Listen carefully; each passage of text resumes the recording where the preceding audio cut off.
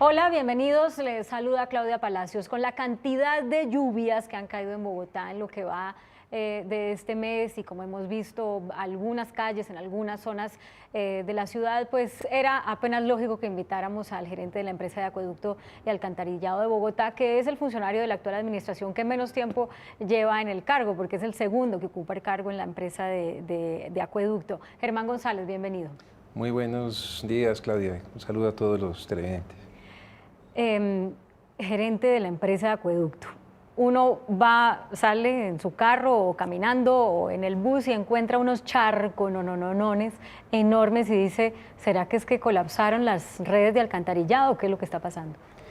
Bueno, no, afortunadamente podemos decirle a los bogotanos que obviamente a pesar de la cantidad de lluvia que ha caído en estos últimos días, nos han respondido muy bien los sistemas, tanto de acueducto como de alcantarillado, los desagües que tiene la ciudad, y hemos podido, a pesar de que la gente ve unos encharcamientos, como usted técnicamente además así se llama, le digo yo. Unos charcos gigantescos, usted ve y pasa por esas calles y en poco tiempo empieza a acomodarse nuevamente, a filtrarse todo, a drenar esa agua. ¿Pero es normal que se forme el encharcamiento? Absolutamente normal. ¿No es un indicador de que esa red de alcantarillado no tiene la capacidad para recoger ese nivel de lluvia? No, lo que sería normal es que quedáramos encharcados muchísimo tiempo y la ciudad y los sistemas van respondiendo y va drenando esa agua, lo cual nos da unos buenos indicios. Ahora, debo hacer una aclaración. Hemos tenido un muy harto trabajo en los últimos 8 meses de hacer mantenimiento preventivo, es decir, nos preparamos para esta época de lluvias y en eso han respondido muy bien nuestros sistemas. Obviamente tenemos unos retos inmensos de aquí adelante en estos días que nos quedan para seguir así de bien, pero podemos dar un parte de tranquilidad a la gente que ha respondido a la ciudad. ¿Cuánto es lo normal que se tarde en desaguar un encharcamiento? Pues depende de los lugares, pero digamos, voy a poner un ejemplo. La semana pasada estaba muy encharcada la séptima como con 116, 114, que incluso había unas fotos en las redes sociales que mostraban pues unos niveles de agua en la carrera séptima muy amplios, y al cabo de 3 horas estaba absolutamente normal, digamos, obviamente mojado el piso, pero sin ese nivel de charcos. Eso significa que el sistema funciona en términos generales muy bien en la ciudad. Lo que ustedes consideran un nivel de encharcamiento normal es, por ejemplo, hasta que le tape la llanta a un carro, ¿o qué es normal? No, lo normal es que más bien no es tanto la cantidad de agua que vemos desde el punto de vista de objetivo cuando estamos caminando o pasando por una calle, sino cómo reaccionan los sistemas para ir bajando esa cantidad de agua que la ve uno inicialmente muy alta y con el tiempo va bajando los niveles hasta que desaparece prácticamente y quedan obviamente unos charcos normales, que es obvio que el agua moja. Sí. Usted habló de que han hecho un buen trabajo en mantenimiento preventivo y entiendo que parte de eso, aunque no sé si es preventivo o esta parte que le voy a decir es ya una reacción, son los 330 operativos en los que han retirado 17.000 toneladas de basura de las redes de acueducto y alcantarillado. Uno no se imagina el tamaño de lo que son 17.000 toneladas de basura, pero ¿qué es lo que encuentran allá? Bueno, eso es impresionante y sí tiene que ver con nuestra labor de mantenimiento y de prevención. Es decir, hemos puesto a todos nuestros equipos, tanto de vehículos como nuestro personal, a que por la ciudad en los puntos críticos, que son esos 300 que identificamos, para limpiar los sumideros, las alcantarillas, todos los canales, y eso nos da que hemos recogido, como usted lo dice, 17.000 toneladas de basura o de residuos que vienen de distinta forma, pero usted encuentra ahí sofás en ciertos lugares. Encontramos la semana pasada un chasis de un carro en un humedal. Encontramos obviamente lo que la gente cree que no ensucia, como una colilla, la va tirando a la calle, el papelito que llevamos en el bolsillo lo botan a la calle. Todo eso se va acumulando en los puntos críticos y nos genera unos problemas inmensos. Cada 15 días tenemos que volver a hacer aseo, así que yo le pido de verdad a los ciudadanos que nos colaboren, y más en esta época de lluvias, porque nos congestionan nuestros puntos críticos y podemos tener riesgo de inundaciones. ¿Eso tiene sanciones? ¿Botar Sí, un chasis de un carro a un humedal? claro, tiene sanciones, y no solamente un chasis. Cuando ensuciamos la calle hay comparendos ambientales, ciertas cosas. Por ejemplo, la gente tiene que saber que, por ejemplo, eso que dice una ubrita en mi casa, y entonces hay unos residuos de la obra, parte de los ladrillos o lo que sea, hay toda una obligación del ciudadano de llamar a una empresa especializada en aseo para que recoja ese tipo de residuos. No es que yo pongo en unos costales esos residuos al frente de mi casa para que se lo lleve la basura. Eso no debería ser así, eso tiene un orden que es bueno ir educando a la ciudadanía, que tenemos que ser más conscientes de ese tipo de actuaciones que ayudan mucho a la ciudad. Bueno, pero para cerrar este primer tema del que quería hablarle, ¿ustedes no consideran que hay una situación anormal en materia de la capacidad de las redes de la ciudad para evacuar las aguas lluvias? Sí, nos sentimos muy satisfechos como ha respondido la ciudad en este invierno. Yo voy a dar un dato aquí a los televidentes. Este noviembre, de 2016, ha sido el noviembre más lluvioso de los últimos 41 años. Y ha respondido la ciudad. Todavía nos quedan otros días de lluvias. Yo espero que sigamos en este muy buen desempeño. ¿El pronóstico es hasta cuándo las lluvias han sido fuertes? Mediados de diciembre, sí, es un poco nuestro pronóstico. Esperamos después tener una estación de de verano y de pronto por ahí en febrero o marzo nuevamente vienen las lluvias. Las lluvias. Pasemos a otro tema que tiene que ver con uno del que usted habló recientemente posesionado, que es la situación con los sindicatos. O sea, sabemos que el balance que hizo esta administración al regresar es que el número de empleados de la empresa de acueducto y de alcantarillado creció en la anterior administración en 1.500 personas. Exactamente, 1.500. Sí. Hace unos 4 años largos la planta personal del acueducto eran cerca de 2.000 personas y hoy tenemos 3.400 aproximadamente en el acueducto. En Aguas de Bogotá, que es una empresa que también creció muchísimo en los últimos 4 años, que es la que se encarga del aseo por parte del acueducto, tienen otras 3.400 personas en planta. O sea, usted tiene casi 7.000 personas. 7.000 personas si sumamos acueducto con aseo, sí. De una empresa que hace 5 años tenía 1.200. 2.000 personas que no tenía el negocio de aseo y solamente tenía 2.000 personas en planta. ¿Y el negocio de aseo está dando dinero? El negocio de aseo nos ha costado mucho estabilizarlo, y lo digo sinceramente, es que no estaba en el ADN del acueducto hacer ese negocio, o sea, le llegó de manera improvisada. Y nos ha tocado ir aprendiendo. Afortunadamente también puedo dar un parte de que estos últimos 6 meses hemos logrado equilibrar las finanzas de Aguas de Bogotá. Es decir, teníamos un déficit de 15.000 millones de pesos en mayo, junio, y hoy puedo decir que a diciembre vamos a llegar en un nivel de que por lo menos no hay un déficit este año, a pesar de que estamos en causal de disolución de la empresa Aguas de Bogotá. Bueno, ya que nos metimos por ese tema y ahorita vuelvo al que le había planteado, ¿ustedes como Aguas de Bogotá van a licitar para el nuevo esquema de aseo? Bueno, estamos estudiando cuál sería el vehículo para participar en la licitación que ha anunciado el gobierno distrital y que está a la espera de unas autorizaciones de las autoridades para poder participar en esa licitación por las zonas o por las áreas de servicio exclusivo. Yo como gerente del acueducto, que tengo unos intereses para defender en la empresa en relación con la operación, sí debo decir que vamos a buscar la forma de participar en esa licitación de la mejor forma para defender los intereses del acueducto. No sabemos si va a ser con Aguas de Bogotá porque tiene unas deficiencias y una situación financiera no muy clara que de pronto no nos dejan dentro de los indicadores que están pidiendo, pero buscaremos el vehículo y de pronto hasta los socios o los aliados para participar. Pero usted dice que Aguas de Bogotá está en causal de liquidación, ¿verdad? De disolución. Sí. Perdón, de disolución, lo cual quiere decir que per se no podría licitar, ¿o bueno, sí? Podríamos capitalizarla para buscar llegar con unos indicadores buenos a la licitación, pero hay que analizar si es el mejor vehículo, porque es que Aguas de Bogotá tiene una historia que trasciende el aseo. Aguas de Bogotá es una empresa que surgió en el año 92, se metió en unos negocios relacionados con agua inicialmente y ahora tiene el negocio fundamental que es el de aseo, que desde el año 2012 presta el servicio en el 52% del área de la ciudad. Pero entonces al final de cuentas sí resultó una buena idea que el acueducto se dedicara a las basuras, ¿o no? No, yo creo que no fue una buena idea. Estamos ahí y obviamente tenemos que defender los intereses del acueducto porque hay una plata, aproximadamente 230.000 millones ha invertido el acueducto en el negocio de aseo y todavía hay unas erogaciones que no hemos recuperado, entre otras cerca de 80.000 millones de pesos que la administración de Petro fue sancionada la empresa para pagar una multa de 82.000 millones de pesos y eso nos cuesta mucho dinero del acueducto que no no está bien.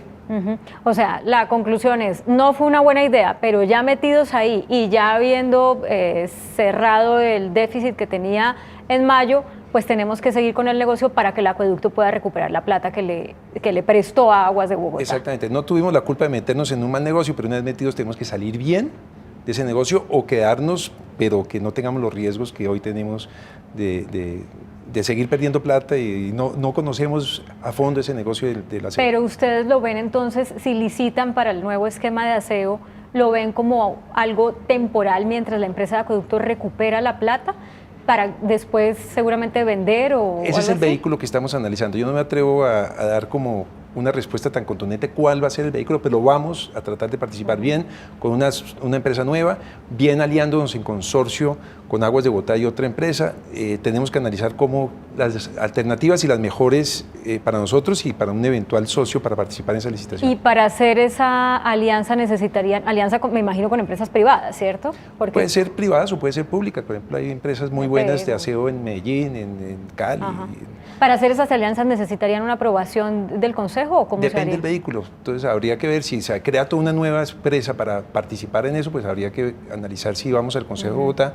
Si no, miramos, la ley 142 también es bastante flexible en el régimen de contratación para mirar si podemos hacer algún tipo de alianza sin necesidad de ir al Consejo. ¿Esas decisiones cuándo las conoceremos? No, yo creo que estamos, a ver, lo que ha dicho la UAESP, que es una entidad también del distrito, la encargada de definir las reglas de juego de esa licitación, dice que debería en diciembre salir una licitación, de pronto se va a demorar un poco más, y tenemos que estar listos por tarde enero, febrero, para tener claro el vehículo, cómo vamos a participar en ese proceso. Ya, vuelvo al tema de los sindicatos, que era el que le había planteado. Entonces tiene usted como 7.000 personas, 2 sindicatos, el 99% de los empleados están sindicalizados. ¿Cómo está la situación con ellos? No, el 99%, más del 100%. En el así? acueducto se da una cosa muy particular. Hay 2 sindicatos, como usted ha dicho, hay uno que tiene muchísimos años en la empresa, creo que más de 80 años, y otro que surgió en los últimos 4 años. Y hay empleados que se afilian a uno y a otro sindicato. Entonces, tenemos, en términos porcentuales, hay gente, hay más... Doblemente sindicalizada. Sí, que se pueden afiliar a uno y a otro sindicato. No es tampoco la regla general, pero es una población de nuestros empleados de trabajadores oficiales muy altos los que están, o todos están sindicalizados. ¿Cómo está su relación con ellos? No, es una situación de mucho respeto y yo creo que tenemos diferencias, pero hemos podido sobre esas diferencias ir construyendo un discurso que debe unirnos, es el bien de la empresa. O sea, el acueducto es una empresa demasiado importante para la ciudad, que tiene grandes problemas de distinta índole y que tenemos que afrontarlos entre los trabajadores y la administración. Yo creo que ha habido excesos en ciertas cosas de los trabajadores, pero también ha habido muchas deficiencias en las administraciones anteriores. Esto es un tema de una culpa compartida, que hoy puedo decir que también el acueducto tiene serias dificultades y tenemos que unirnos todos a ver cómo las sacamos adelante. Bueno, pero ¿el acueducto está en capacidad de mantener esa planta de personal? A ver, lo que sucedió también, Claudia, es que el acueducto, como le decía, eran 2.000 empleados y que terminamos con 3.400. Lo que pasa es que muchos temas que se habían tercerizado, lo que hizo la administración de Petro fue retomarlos o reincorporarlos también a la planta personal, es decir, 1.400 que antes eran tareas que se hacían con terceros. Lo que hizo la empresa fue incorporarlos a la planta personal y por eso nos volvió una planta de 3.400 personas. Que además el problema es que tenemos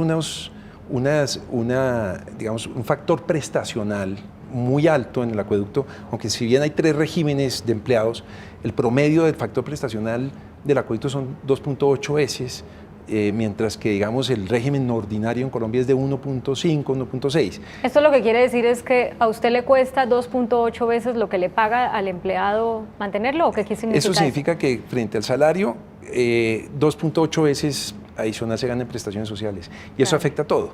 Cuando usted se retira, las prestaciones sociales cuando se retira, o si tiene que echar un trabajador como indemniza también. Pero entonces, ¿a usted qué es lo que necesitaría hacer? ¿No reducir la planta de personal a cuánto o bajar esas prestaciones a cuánto? No, yo creo que, y hay que mandar un mensaje muy claro, tenemos un tema para gestionar en general el tema de costos y gastos. Obviamente el factor de los empleados es un 40% del total de mis costos están en el tema de los empleados y otro 60% en distintos tipos de costos. Yo creo que hay que hacer un esfuerzo integral en todos los costos para llevar a que la empresa sea más eficiente, porque entre otras razones también estamos pagando los bogotanos unas tarifas bastante altas en relación con otros países, por ejemplo, y otras ciudades de Colombia, y eso, digamos, hay que manejarlo también la gente no tiene por qué pagar ciertos costos ineficientes. Ya le voy a preguntar sobre la tarifa, pero entonces, si le entiendo bien, ¿por qué no me da más bien un aproximado de lo que tendría que hacer en materia de cómo manejar ese 40% que son los costos de personal y el 60% que son los otros costos de los que me habló? ¿Habría que bajar el personal a cuánto o hacer una nueva tercerización o qué? Bueno, ese es un tema que tenemos que discutir con los trabajadores. Yo digamos, espero que podamos sentarnos y no se quiere pelear con ellos. No, si quiero, no. Por ejemplo, hay un tema que ya les planteé, por ejemplo, el tema de horas extras, Claudia. Yo creo que es un tema que tenemos que sentarnos ya, que afecta todo ese factor prestacional. Tenemos un régimen de horas extras que es de verdad... ¿Cómo es? Exagerado. No, que la gente trabaja unas horas extras, no hay turnos primero. Entonces, cualquier cosa que supere la jornada mínima laboral ya es horas extras, pero además es un sistema que está previsto en la convención que los que generan las horas extras de alguna forma también benefician a todos los otros que no han trabajado esas horas extras, y así está previsto en la convención. Entonces, usted podrá imaginarse que eso no es ni siquiera equitativo, o sea, porque si la gente obviamente trabaja más allá de la jornada ordinaria, pues obviamente tiene derecho a unas, de 8 horas, tiene derecho a unas horas extras, sin duda alguna. Pero ¿por qué ese esquema afecta favorablemente a personas que no han trabajado esas horas extras? Y así está previsto en la convención. Ese tipo de cosas yo creo que tenemos que sentarnos a revisarlas. Ninguna empresa en Colombia, y vale la pena recordar casos como el de Telecom y otros, resisten ese tipo de cosas en el mediano plazo. ¿Pero es solamente cuestión de quitar beneficios o definitivamente hay que pasar por cortar la planta? Yo creo que al final tenemos que evaluar, también hacer una evaluación yo creo que en la estructura de la empresa también hay muchos cargos que no están trabajando, digamos, algunas personas con los niveles de eficiencia que exigiría la empresa. Si usted mira un panorama internacional, el acueducto tiene un tema estructural que es el siguiente, nosotros tenemos 2 trabajadores por cada 1000 suscriptores o clientes del acueducto. En empresas eficientes no son 2, sino 0.6 trabajadores por 1000 suscriptores. Entonces yo creo que tenemos que irnos acomodando de alguna forma a esos estándares internacionales, porque si no, esto en el mediano plazo se lo cargamos a los usuarios, y creo que los usuarios también no tienen por qué seguir soportando todo en tarifa, o nos ajustamos razonablemente y llevamos a la empresa a algo más sensato. Miremos lo de la tarifa. ¿Cuánto estamos pagando? Bueno, es dependiendo del estrato también, ¿no? Pero el que más paga, ¿cuánto paga por consumo de agua? No, ahí digamos, se lo doy por promedio de metros cúbicos. El agua lo mide por metros cúbicos y nuestra factura promedia son 10.3 metros cúbicos aproximadamente por usuario. Pero en términos de tarifa, digamos, ¿qué pasó? Nosotros también cuando llegamos, en junio, cuando yo llegué, nos encontramos con un nuevo régimen tarifario que empezaba a regir en julio. Que dependía no del acueducto, sino... Exacto, de una fórmula tarifaria que estableció la CRA. La CRA, sí, Comisión Regulatoria... La Comisión de Regulación de Agua. De agua, de agua potable. Y sobre esa fórmula uno tiene que establecer las tarifas, que tiene varios componentes. Entonces yo tengo que establecer cuáles son mis costos administrativos, cuáles son los costos operacionales y cuáles son los costos míos de inversión. Todo ese paquete yo saco y justifico mis tarifas, y me salen unos números. Entonces, puedo decir que la fórmula se volvió más estricta para estos siguientes 10 años y no me deja capturar ciertas eficiencias. Entonces, en términos generales, tuve que bajar incluso tarifa. En promedio bajé 2.8% de todos los estratos. La traducción de esto es, como el acueducto no cumplía ciertos niveles de eficiencia impuestos por la CRA, no podía seguir cobrando igual de caro a determinados estratos, entonces le tocó bajar las tarifas. Sí, miro de otra forma que también es muy interesante. La empresa de acueducto, si bien subieron muchísimo sus costos administrativos históricos, tanto operacionales como administrativos, en el componente de inversión no hizo inversiones importantes. Entonces, la fórmula no me permite recuperar cosas que no hice. Entonces, tengo que hacer un gran plan de inversiones para los siguientes 10 años para que la tarifa me permita recuperar esas inversiones. Y le doy otro dato importantísimo, es nosotros vamos a invertir 3.6 billones de pesos en los siguientes 3 años y medio, 3.6 billones de pesos. Eso es mucha plata, pero eso es lo único que me permite poder mantener las tarifas como estoy, porque si no hago esas inversiones, la empresa tiene que bajar hasta un 26% de las tarifas.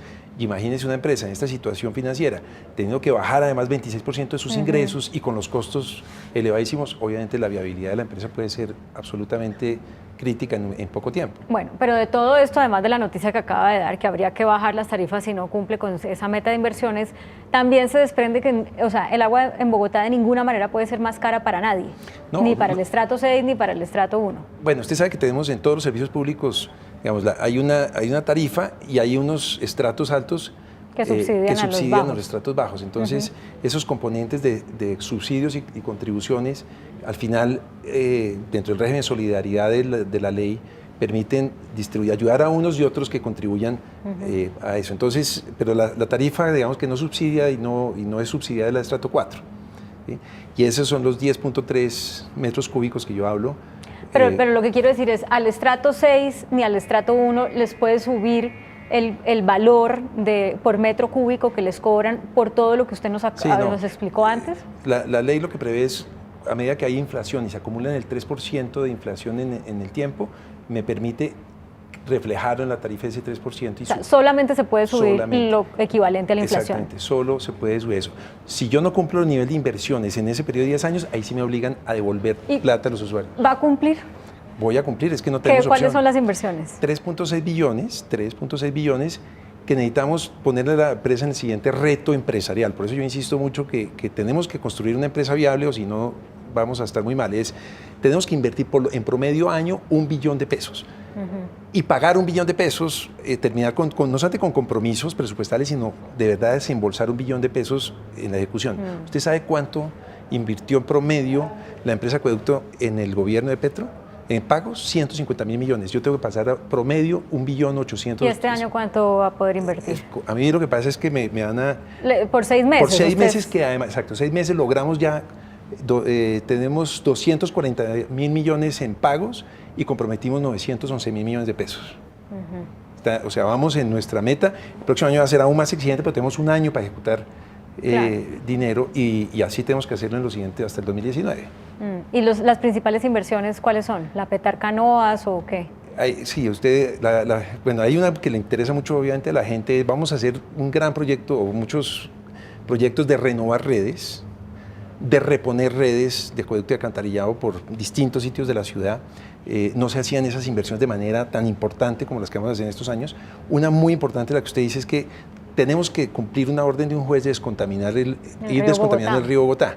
Y ahí el acueducto contribuye en ese nuevo régimen tarifario con 350.000 millones de pesos para la planta Petar Canoas y como 135.000 millones para otra cosa que se llama la estación elevadora que también sirve para descontaminar el río. Entonces ahí hay otros 500.000 millones que tenemos que ejecutar para ese proyecto.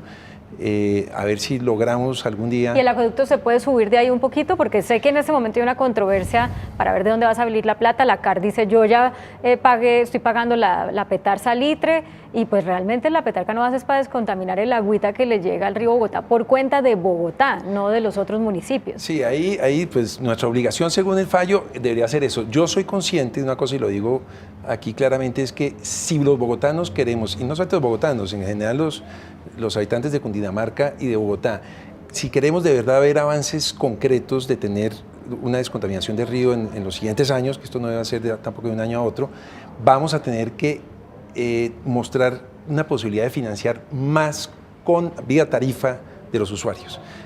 Con esos 350.000 y 135.000 de pronto no es suficiente porque el cierre financiero es fundamental de acuerdo con... O sea que por ahí sí vendría un aumento de la tarifa. No, pero fíjese que ahí viene mi otro tema, yo creo que tenemos que ser más eficientes, menores costos en ciertos temas que hay excesos, en tema de costos y gastos, y de pronto lo que sí debe soportar mejores inversiones y tratar de no afectar a los usuarios en la tarifa, pero por algún lado tiene que salir el tema. Yo no puedo puedo estar en el mejor de los mundos, seguir con este nivel de costos y gastos exorbitantes y al mismo tiempo hacer más inversiones, porque termino no con las tarifas más altas de Latinoamérica, sino de la historia de la humanidad. ¿Está en riesgo la prestación del servicio de agua en Bogotá? No, la prestación de servicio no puede estar en riesgo. Yo también debo decir que la empresa tiene unas personas, unos técnicos y una capacidad operativa, como lo decíamos al principio del programa, muy buena. O sea, la capacidad operativa y técnica en el acueducto es muy sólida. Pero sí creo que hay unos excesos en las áreas especialmente administrativas y operativas, que nos llevan a que tengamos unos costos desmedidos que pueden, eso sí, poner en riesgo la viabilidad financiera de la empresa si no hacemos nada. Y ahí es donde tenemos que ajustarnos todos y ser conscientes de esa realidad. Gerente de la empresa de acueducto y alcantarilla de Bogotá, Germán González, no nos quedó tiempo a hablar del sendero ecológico y de las otras inversiones, sendero ecológico por los cerros orientales, por eso lo invito para una próxima oportunidad. Claro que sí, Claudia, muchas gracias y un saludo a todos los televidentes. Bueno, muy amable. A ustedes también muchas gracias por acompañarnos, sigan con nosotros.